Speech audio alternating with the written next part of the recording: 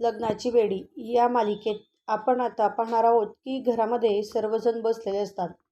त्याच वेळेस बाजूला विनू आणि सावी हे बॉल खेळत असतात आणि तो बॉल नेमका रुक्मिणीजवळ जाऊन पडतो. तेव्हा रुक्मिणी ही विनूवरती चिडते आणि म्हणते की विनू, हे काय लावलं आहे? तुला मी असे संस्कार दिलेले आहेत का? घरात सर्वजण बसलेले असताना तू असं वागत आहेस. त्यावेळेस विनू हा शांतपणे उभा असतो आणि नंतर सिंधूला बघून मात्र रुक्मिणी ही सिंधूचा सुद्धा अपमान करते. त्यावेळेस आता सर्वजण घरात गप्प बसलेले असताना विनू आणि सावी हे दोन्हीही रुक्मिणीच्या समोर जाऊन उभे राहतात.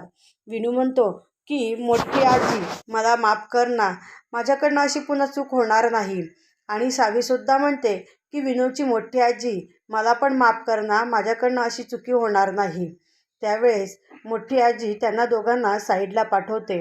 इकडे राघव आणि सावी आणि सिंधू हे घरामध्ये असतात. तेव्हा सिंधू ही सावीला म्हणते की तुझा अभ्यास झाला का? त्यावेळेस सिंधू म्हणते हो झाला, मात्र तू मोबाईलवर तुझा जॉब बघत आहेस का? राजश्री ही राघवकडे येते आणि ती म्हणते की राघव, आता तुझ्या रूममध्ये मधू थांबणार आहे. त्यावेळेस मात्र राघवला खूप राग येतो, पण तो आईला काही बोलू शकत नाही, कारण त्याने आईला शब्द दिलेला असतो की मधूला मी साथ देणार आहे. तेव्हा राजश्री ही फक्त राघवकडे बघते. घरात सर्वजण बसलेले असतात. सिंधू पण त्या ठिकाणी असते आणि तिथं आल्यानंतर घरातील सर्वजण हे विनूकडे आणि सावीकडे बघत असतात. सावी आणि विनू खेळता खेळता रुक्मिणीची माफी मागतात आणि मात्र रुक्मिणी ही त्यांना काही बोलत नाही. तेव्हा सिंधूला पण हसायला येतं. तेव्हा सावी ही रुक्मिणीजवळ जाऊन बसते आणि विनूला म्हणते, अरे विनू, तुझ्या मोठ्या आजीचे डोळे किती सुंदर आहेत बघ ना, मोठे मोठे डोळे आहेत आणि नाक तर बघ किती लांब आहे. तुझी आजी किती गोरी दिसत आहे. नंतर ती रुक्मिणीच्या गालाला हात लावते आणि म्हणते की अरे विनू, तुझ्या आजीचे गाल किती सॉफ्ट लागत आहे ना, तुझी आजी किती छान आहे. ती जरा रुक्मिणीला अशी बोलत असते. मात्र सावीने रुक्मिणीच्या गालाला हात लावलेला बघून घरातील सर्वजण हे हसू लागतात. तेव्हा रुक्मिणी म्हणते, कोणीही हसणार नाही आहे. आता तुम्ही सर्वांनी तुमचं हसणं बंद करणार का? तेव्हा मात्र रुक्मिणी म्हणते की ठीक आहे विनू, चल आज तुझी माफी मी मान्य करते आणि आता इथून निघा. त्यावेळेस विनू हा सावीला डोळा मारतो आणि ते त्या ठिकाणून निघून जातात. नंतर मात्र घरातील सर्वजण हे रुक्मिणीला हसत असतात. रुक्मिणीला त्या गोष्टीचा खूप राग आलेला असतो. इकडे सिंधूला मात्र सर्व घरातील तिने जी सिंधुगिरी केलेली असते ती आठवते आणि तिने रुक्मिणीवरती कसा रुबाब केला आणि रुक्मिणी तिच्या पाठीमागे कशी लागते असं सर्व सिंधूला आठवत असतं. आणि रुक्मिणी म्हणते की जशी आई तशी मुलगी. तेव्हा ती सर्वांकडे बघत असते. आता मात्र सावी ही सिंधूला म्हणते की आई, मला ना विनूचे आजी आजोबा खूप आवडतात. मला असं वाटतं की ते पण माझे आजी आजोबा असावेत. तेव्हा मात्र सिंधू ही सावीला समजावते की सावी, आता इथं ट्रीटमेंट झाल्यानंतर आपल्याला इथून निघून जायचं आहे. त्यामुळे इथून गेल्यानंतर तू बिलकुल त्यांची आठवण काढायची नाही, मला असं वाटत आहे. असं सिंधू ही सावीला सांगत असते.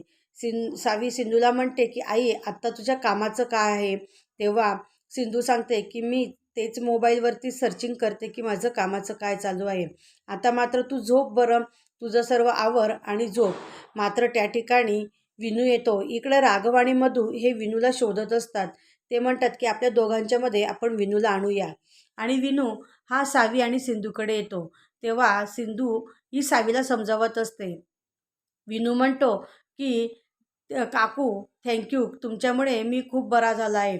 तेव्हा सिंधू ही विनूला म्हणते की विनू, मी तुला प्रॉमिस केलं आहे की मी तुला शर्यतीमध्ये भाग घेऊ देईल आणि ते झाल्याशिवाय मी तुझी ट्रीटमेंट पूर्ण करेल. आणि तुझं स्वप्न हे माझं स्वप्न आहे. जशी सावी माझ्यासाठी तसा तू माझा मुलगा आहेस, म्हणून तू सुद्धा माझ्यासाठी, असं ते विनूला सांगत असते. इकडे मधू आणि राघव हे दोघेही विनूच्या बेडरूममध्ये जातात. मात्र त्या ठिकाणी त्यांना विनू दिसत नाही. तेव्हा राघव हा मधूला म्हणतो की मला माहिती आहे विनू कुठे गेला असावा, कारण त्याला माहिती असतं की विनू हा फक्त सिंधूकडेच जाणार आहे, म्हणून ते दोघेही सिंधूकडे येतात.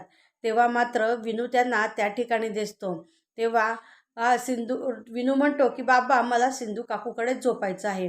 तेव्हा मात्र मधू आणि राघव हे दोघेही सिंधूवरती चिडतात आणि सिंधूला म्हणतात, तुला कळत नाही का? त्याला जर कळत नाही तर तुला हे कळायला हवं की याच्या आईला सांगू नये असं. तेव्हा विनू म्हणतो की मला डॉक्टर काकू बोलल्यात की तू आईबाबांना सांगू नये, पण मी त्यांना म्हटलं की मी रूममध्ये एकटाच असतो, मग मी आज तुमच्याजवळ झोपतो आहे.